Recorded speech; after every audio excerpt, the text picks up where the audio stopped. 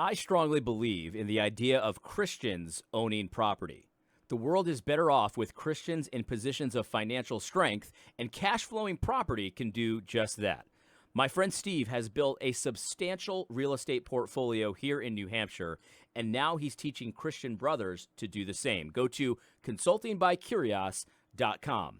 He's got options where he coaches you through buying your first rental property or done-for-you options for busy people. Again, visit consultingbycurios.com. The link is in the description. All right, everybody. Well, welcome back to the channel. I wanted to do some content that hopefully will be helpful to many different kinds of people. And it all got inspired by this post that I saw from Lauren. She goes by L on X. I don't follow too many women on X. Very, very few. I mean, if I had to guess, it's definitely under 10, maybe 5. I have no idea. And if it's more than that, then that's more recently. I've been a little bit more freely following people lately. But in any case, I find her content very funny and very helpful. She does a lot of like Internet Archive digs and stuff like that. Very good stuff. Very good stuff. Anyway, she posted this video from TikTok 2 weeks ago after the election. You know, most of us were posting a lot of the unhinged kind of freakouts and stuff like that. But this one I thought was interesting. And what she says here is, don't give up on these youngins just yet. They're smart, they're curious, and a little bit of kindness will go a long way. And of course, she is right. You know what I mean? Despite her deficiencies being a woman on the internet, she is right. Kindness does go a long way. And so because of that, I felt like it would be good to maybe do a series of videos to explain really what's going on here. But let's start. Deficiencies. It's all said in love, obviously. But let's watch the video, and then we're going to go into the first part of, hopefully, the series. So I turned on Fox News just to, see what's going on over there, right? And the main thing they were saying was that Kamala lost this election because Democrats were not willing to listen to what the mass majority of Americans wanted. And that might be true, because I genuinely thought that most of the world was for, not the world, most of America was for Kamala. I really thought that. Not being facetious in any way, I genuinely was riding that blue wave and felt like we were really unified in that.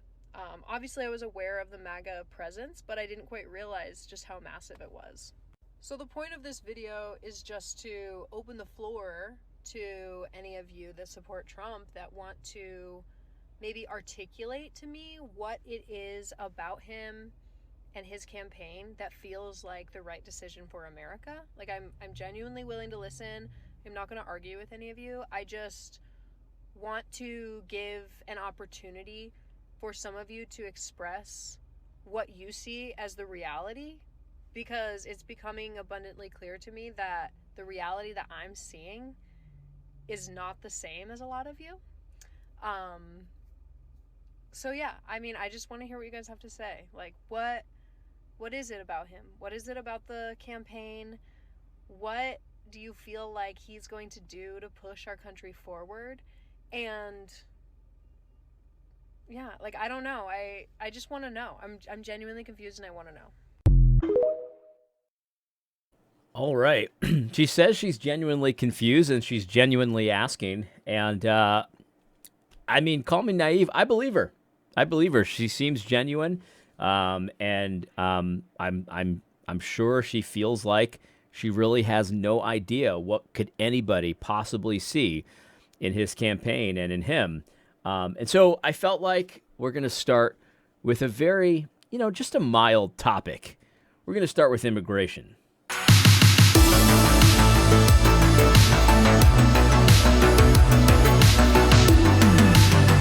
Yeah, definitely.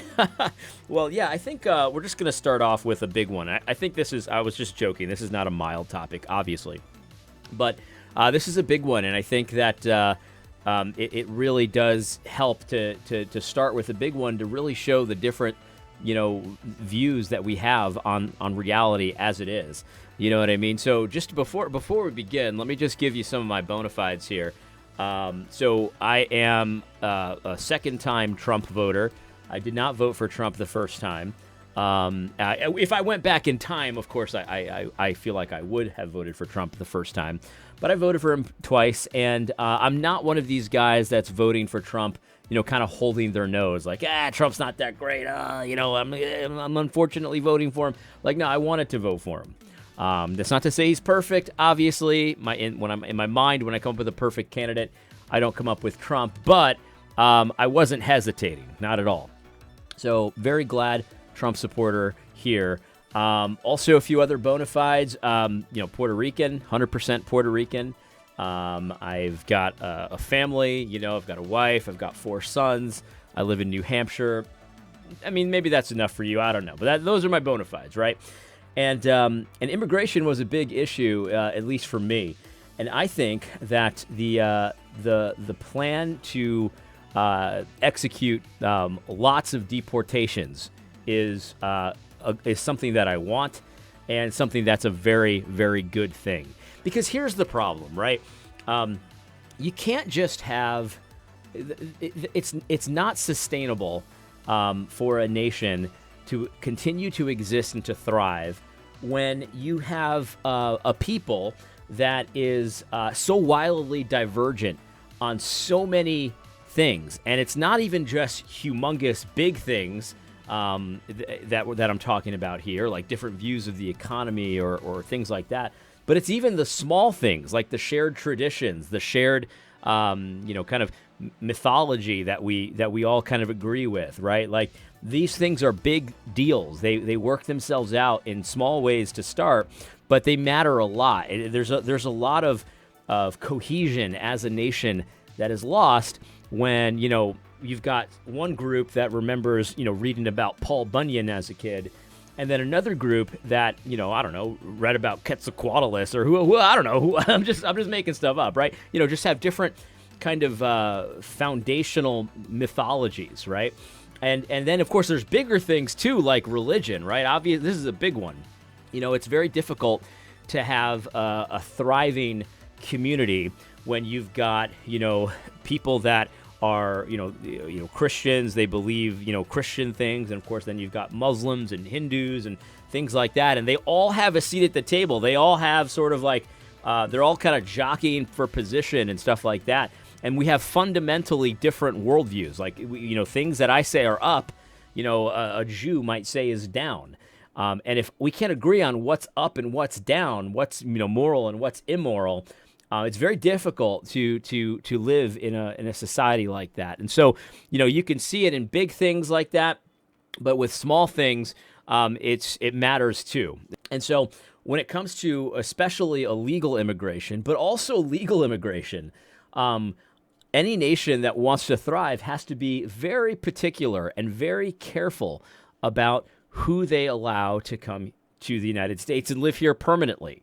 Because whoever they allow to do that is going to have an impact on the future of the country. And to be honest with you, I like America to be American. I like it.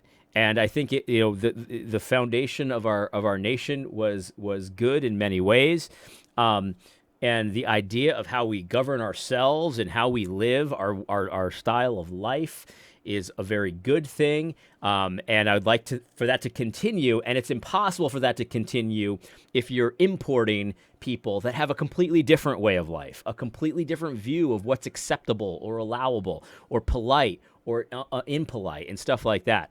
It's not that it's difficult. It's impossible to thrive having all kinds of competing conceptions of what we should be doing. And I think, one of the things that you notice if you travel abroad, which I have, is obviously, you don't know the language and stuff like that, but you start to learn really quickly that it's not just the language that's so different. It's not just the food. It's not just that. There's a fundamental difference in the priorities of people from other countries, and it's very uncomfortable. It's very weird. It doesn't seem right to you. I'll give you one example. Although I have tons of examples like this, but I've spent some time in Africa before, and Africa, in some ways, is a beautiful place. In other ways, it's a very ugly place. But also, it's very clear that it's not America. And one of the most frustrating things about Africa is, we would set up, a tour or something. Like, we would set up some kind of a visit, right? And we'd get a car that was going to bring us from our guest house to wherever we were going, right?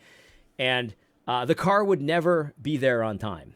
It would just never be there on time. And even if it was, whoever we were meeting at the place would not be there on time. It was just a completely, like, there was no punctuality whatsoever. It was very, very frustrating. Because I was like, I thought we were supposed to be here leave at 12. I got down to to where the car is supposed to be at 11:50, and I end up waiting an hour for the car to show up. It's very frustrating, and you start to realize that this is just how it's done there. You know what I mean? 12 doesn't really mean 12. 12 means like midday-ish, around midday. Who knows? The exactness of what we're used to in the United States, right? You expect the schedule to work essentially like clockwork, and when it doesn't, there's something's happened. It's like something caused it to not work. If somebody misses a phone call or a meeting or a ride or something like that, you're like, well, what happened, right? Was there traffic? Did you hurt yourself? Did you lose track of time? But in Africa, it's not like that. It's just expected. It's just part of what. It's not impolite to do that. And I've seen this work out, in the United States, where people start to get all uppity when I saw somebody post this. Man, I wish I could remember who this was. He was trying to tell white people in America. This is an American, allegedly, trying to tell white people that when their black friends invite them to their house for a party or for dinner or something like that, you cannot show up on time. And he was saying if you do show up on time, you're racially insensitive. You're being rude. Because that's not how we do it. Like, if you show up on time, or God forbid, a little early, that's offensive. That's not how we do things. And it's like, well, I mean, you can see how this causes friction, right? And that's a small thing. Again, this is a small thing.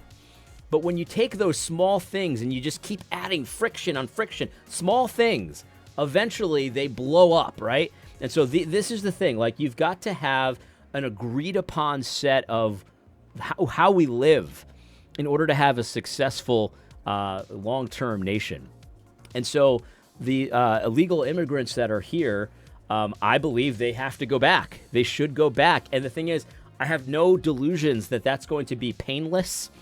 I have no delusions that there's not going to be an emotional toll that will take, and maybe even an economic toll. This is the thing. Like, I think a lot of people don't understand this, that Trump voters, many of us, went into supporting his plan for deporting illegal immigrants, understanding that there would be an economic toll and there would be a emotional toll that would have to be paid. You can't. It's not free to deport people, and we think that it's worth it. We think that it's worth it. We think the country is on the wrong track, and we think one of the reasons why is because of essentially unfettered immigration.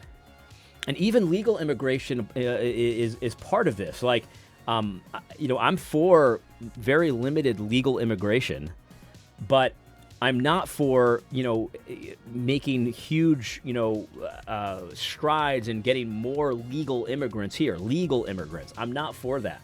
I think the United States needs to figure itself out as a nation. And the United States is not just any nation. It's not like Japan. It's not like Ethiopia. We have, excuse me, got something in my mouth here. I don't know how that happened. We've got a lot of different ethnicities and different groups and things like that here, and that's just how it is, and it doesn't make sense to shake your fist at the sky and wish it was different. That's just how it is. But this country was founded as an Anglo, Protestant nation, and I believe that's a good thing, and I like that. I'm comfortable with that. It's an Anglo-Protestant nation. Now, does that mean that everyone that lives here is Anglo? No, that does not mean that. Obviously, I'm not. But I live like an Anglo-Protestant. That's my lifestyle. That's how I live. I live in New Hampshire, as I said. I grew up, for the most part, in Connecticut, right? And so if you could see my upbringing as a child, and also how I, kind of conduct my household now, it would basically, it would look like any person from New England, basically. And obviously, New England, it's New England and Anglo culture, basically, here. That's how my household looks. If you could be a fly in the wall of my house for a week, you would see that I basically have the same lifestyle as pretty much any white person in New Hampshire does. It's as simple as that. Now, there will be some differences. See, this is the thing. This is what's so beautiful about this. It doesn't mean I have to stop being Puerto Rican, right? There were some things about my childhood that were, Puerto Rican. They were a little bit different. And there are even some things now about my life that are Puerto Rican. I'm not ashamed of being Puerto Rican. I'm happy that I'm Puerto Rican. I enjoy being Puerto Rican. But my lifestyle is pretty Anglo. It's as simple as that. I'm from New England. I'm a New Englander. Everything that I do is shaped by the fact that I grew up and I continue to live in New England. And that's a good thing. That's a good thing. And that's something that my father was intentional about. When I was born and my brother was born, he named us Adam and Matthew. He didn't name us Adan or Mateo. He could have easily done that. In fact, they use those names for us sometimes, especially my mother.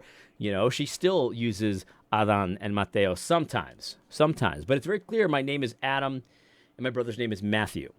And we have a very certain lifestyle. And again, we both like being Puerto Rican.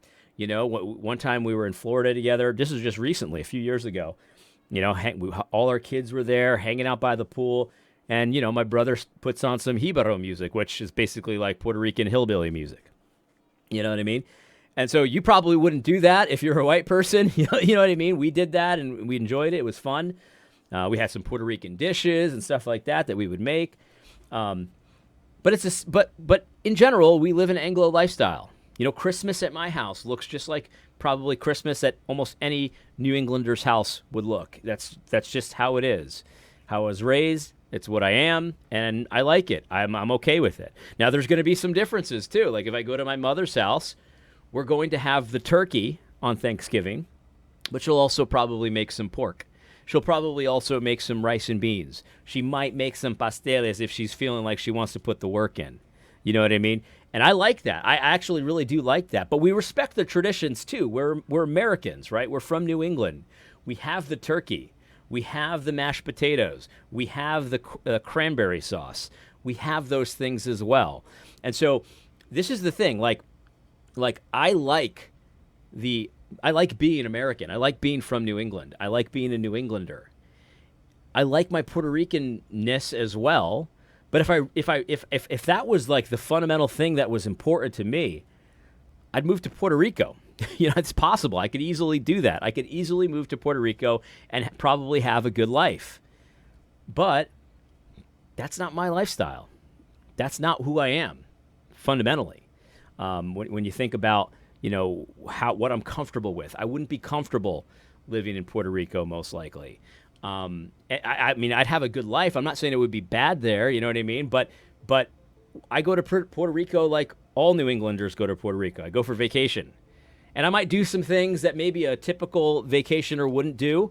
But in general, when I go there to hang out at the beach and to visit El Yunque. You know what I mean? Like that's what I like to do. Immigration is okay. It's good as long as it's monitored and it doesn't go too crazy and stuff like that. But it's good assuming the immigrant is willing to assimilate to how the country is, what the people do there, how they live, what to expect. It will never work and does not work if there is no expectation for assimilation. In fact, a lot of times there's like a rejection of assimilation, and it's almost like you have to assimilate to me. I'm coming to your country. I'm gracing your country with my presence, and now you have to accommodate my lifestyle. That doesn't work. And that is a recipe for chaos. That is a recipe for animosity. That is a recipe for violence. It is friction all the way down. It is friction. Like there's not even an expectation in our country that you learn the language. Like that's basic. That's very basic. That's as basic as it gets. Learn the language. And there's no expectation of that. You can't have a society where you don't even have to learn the language in order to live here. And the thing is, we would see this too. And again, I'm not saying that, you've traveled the world and that if you haven't, that's somehow bad. But if you have traveled the world, you instantly know this. Like it would make no sense for me to move to Ethiopia, let's say, and expect them to accommodate how I live, how my lifestyle is, like what I want to do. It would make no sense for me to do that. Like if I'm going to Ethiopia and I'm choosing to live there, which I don't even know if they'd let me, but if they did, it's hard to live in some of these countries. They make it very difficult for foreigners to come and live there. But if I did, it would be insane. It would be asinine for me to expect people to accommodate how I operate as an American. This is not America. That's what they would say. This is not America. I don't know what you're expecting. This is not America. And so that's the thing. Like the immigration thing, it has nothing to do in most cases with not appreciating other people from other cultures, right? In fact, that's one of the reasons why you like traveling. You go to Japan, you go to Ethiopia, you go to El Salvador, you go, these are places that I haven't been to Japan, but Egypt, you go to these places and it's cool because it's so different. It's cool because they've got their own lifestyle. They got their own thing going on. That's why you visit. It makes it interesting. It makes it fun. You could talk to someone who's got totally different experiences, totally different mindset than you, and you could still communicate on some level. You go and you visit there, right? That's what makes it interesting. I like that.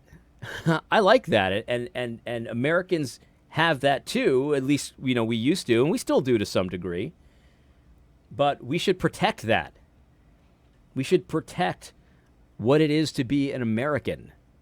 That's something that's not like every culture changes over time. Like I'm not saying that nobody's afraid of change, but it's like if it changes, it's got to happen in a organic but like kind of slow type of a way. It can't just be mass immigration. That will not lead to anything good.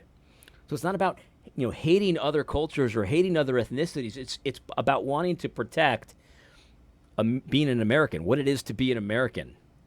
I happen to really enjoy being an American. Every time I go abroad, I come back and I'm glad I'm home, and it feels like home. And I didn't used to think of America like that, like a nation. You know what I mean? Like, and this is partially because of how I was educated, but partially because of just ignorance. But, a decade ago, 20 years ago, if you would have asked me what my nationality was, I probably would have told you Puerto Rican. I didn't think of America as a nation, but it is one. And I'll remember one of the first times I really recognized that and felt it for the first time was, I think it was a trip to Africa. It was Ethiopia, I think.